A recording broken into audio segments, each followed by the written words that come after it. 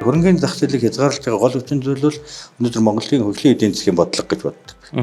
Өнөөдөр ингээд төр төвтэй санхүүтэй, төр төсөөг төрийг дагсан нөгөө төрийн өмчит компаниуд төр дээр бол маш их өмч төвлөрч байна. Одоо төр башин барьдаг боллоо. Сая нэг ярилцлаганд орсон хөдөө орон нутагт 8 нэрийн дэлгүүр төр дээр байж гэн гин өөр ямар ч үйлчлэгээний газар байна гэнэ төр дээр. Одоо Улаанбаатар хот хажуудаа орон сууцны компани байгуулсан. Гэгчтэй тэр төр бол асар их зүйлийг төвлөрүүлсэн. Сүүлийн үед бид нар ингээд төсвөр хөгжинэ гэж бодоод байна шүү дээ. Төсөв бол хөгжлийн нэг том бодлого мөн үү гэвэл мөн.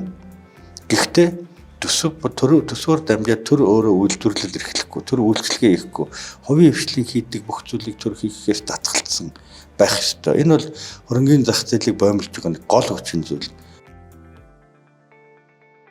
Гүн гүнзгий сэтг Thinkers podcast.